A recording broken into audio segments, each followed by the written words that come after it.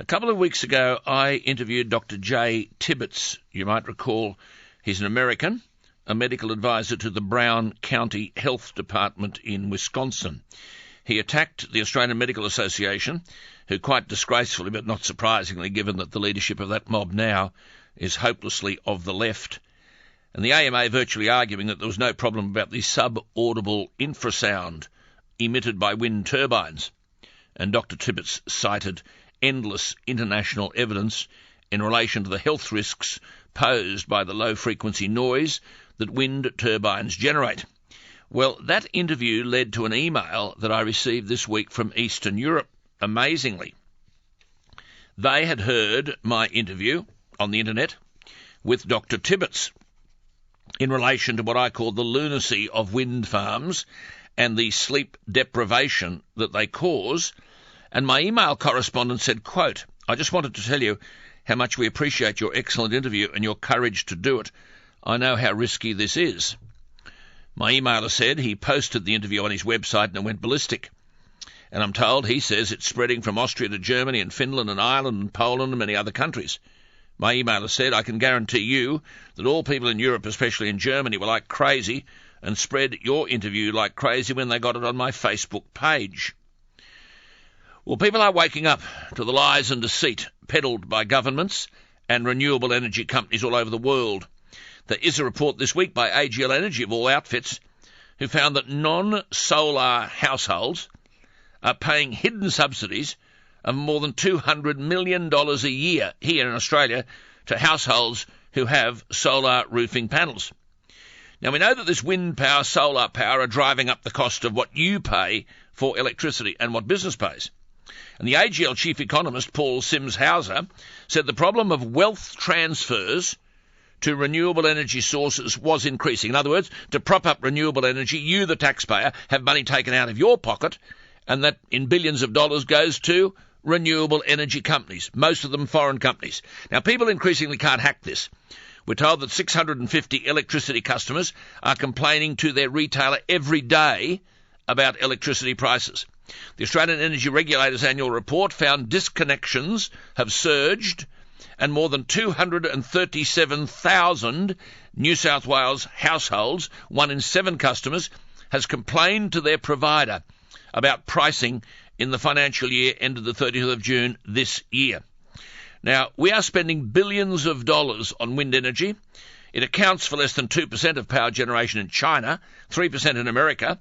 And this whole renewable energy thing is completely out of control.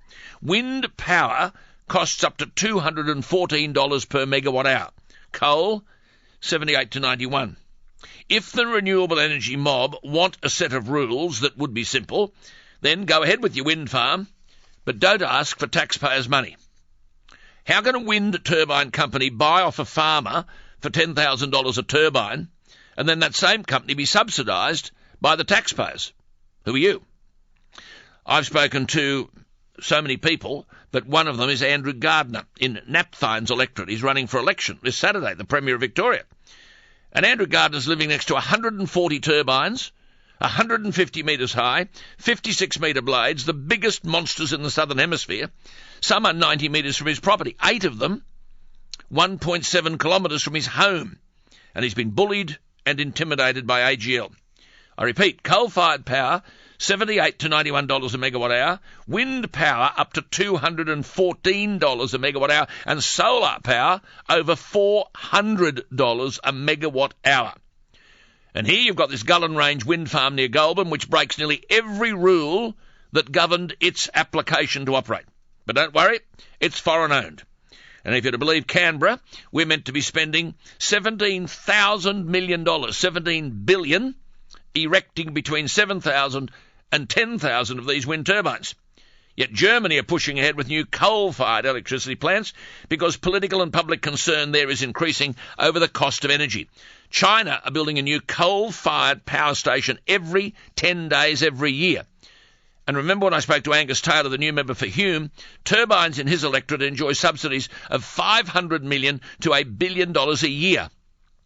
Well, David Leyonhjelm is a New South Wales senator representing the Liberal Democrats, and along with Senators Madigan, Day, Xenophon and Back, David Leyonhjelm has succeeded in establishing, and this will put a few noses out of joint, a Senate inquiry into wind turbines. This will blow the whole show open. It was a narrow vote because, you see, people like McFarlane, the energy minister, they're in bed with these wind companies. 33 to 32. The inquiry will be known as the Select Committee on Wind Turbines. It will investigate regulatory governance, or lack of it, over wind turbines, their economic impact, which can only be negative. It'll examine the impact on household power prices of wind power, we know that. The implementation of planning processes, which, as you can see, with Gullin Range, are ignored. The integrity of national wind farm guidelines, they have none. The impact of wind turbines on firefighting, that's another story altogether, and crop management. And the committee will have the power to send for and examine people and documents. And it will report its proceedings from time to time and make interim recommendations, and it will report by June 24 next year. This is a very pioneering and important initiative, and not before time. Senator David Leyonhjelm is on the line. Senator, good morning. Good morning, Alan. Just before we go down to the guts of this, I note the notice paper, and it tells us that the inquiry will look into, quote, the role and capacity of the National Health and Medical Research Council in providing guidance to state and territory authorities, and, quote, the effect that wind towers have on fauna and aerial operations around turbines. I couldn't find anywhere in the terms of reference of the inquiry an investigation into the health impact of these wind turbines. Is that on your agenda? It's on our agenda, and there is another matter, or is an item there that says any related matter. So certainly we'll be taking that into account. The only thing is the emphasis of this inquiry is towards the other matters more than health, because there have been 2 inquiries into health already. The problem with it is that they've been ignored pretty much. Absolutely. We didn't think... We will be going over that ground. We will be looking at that again. But there are a lot of additional complaints about wind farms. They are, I don't know where they all are, but certainly some of them are extremely obnoxious neighbours. And we're receiving just so many complaints about them. Absolutely, and I am too. I mean, a file here I could jump over. Incidentally, as you would be aware of this election in Victoria on Saturday, this opposition leader, fellow Andrews, the Labor leader, is promising to reduce the mandatory buffer zone between properties and wind farms if he wins the election. I mean, it's currently 2 kilometres, the exclusion zone, which is not enough. He's promised to reduce it to 1 kilometre. It's amazing, and, that reflects the way we did this committee. We knew that there's significant support for wind farms on both sides of the Senate. Absolutely. And so what we did was a little bit sneaky, to be quite frank. We've called it's a select committee, so it's not a reference to an existing standing committee, which are dominated by Labor and the government. So this is basically a crossbench inquiry. Yeah. There are 7 official members of the committee, plus we can co-opt more. They can other participating members. It's only 2 from the government, 1 from Labor, 1 from the Greens, and 3 from the crossbench.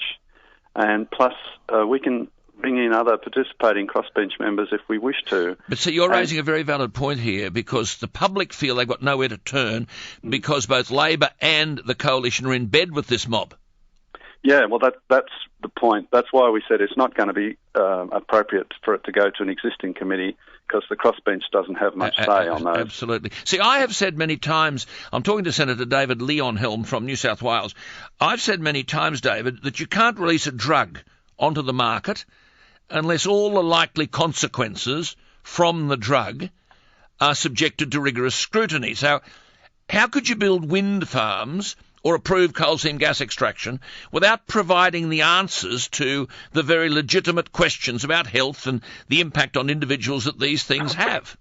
Yes, you can never answer every single question, No. and science is an endless pursuit. But there are some just glaring questions.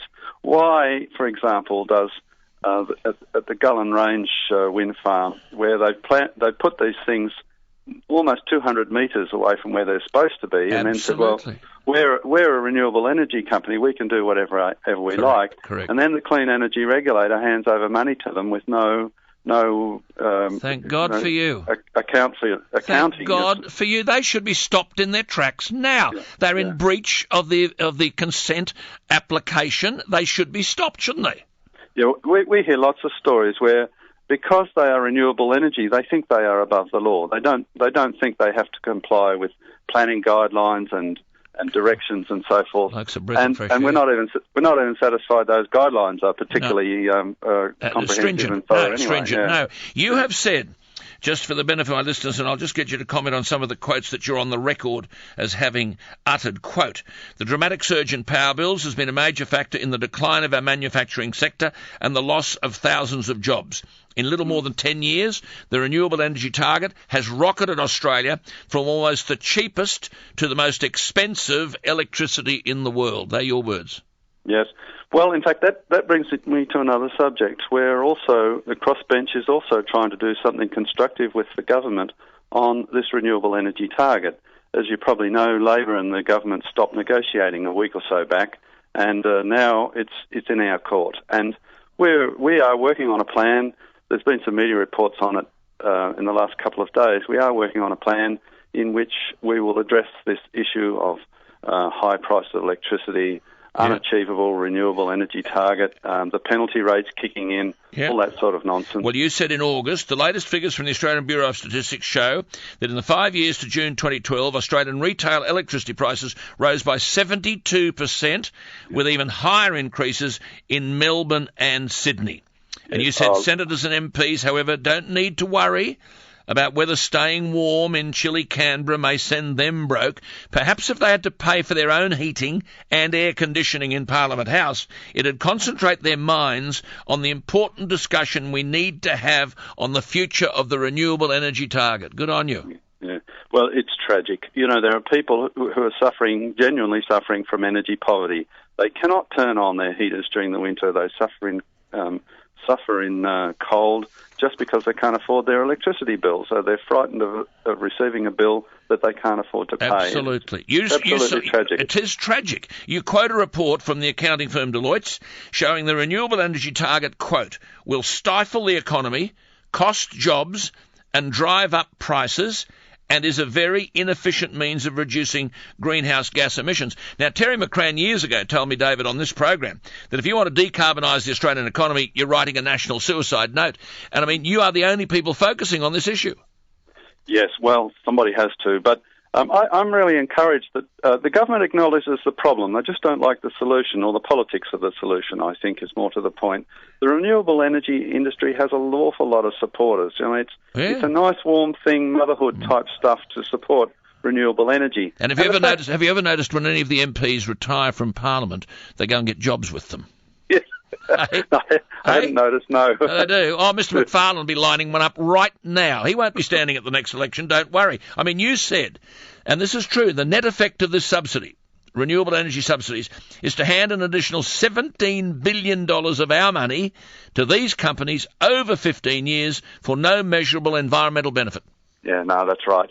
I mean, and it's worse than that. I mean, it's having negative effects. In fact, one of the aspects of the inquiry is to actually determine what is the energy and emission output, input and output from the whole of life. So from the point when these turbines are made and they run through to the other end when they're dismantled and thrown on the scrap heap, what's the net energy and emission output? I have a sneaky suspicion that, a bit like the Prius car, it's not the right direction. Absolutely. I mean, finally, and we could go on forever on the things that you've said, and it's very encouraging that someone at least is taking this cause up, but you've said it is undisputed that the wind generation industry is not viable anywhere in the world without government or customer subsidies. You said it's just government-mandated corporate welfare.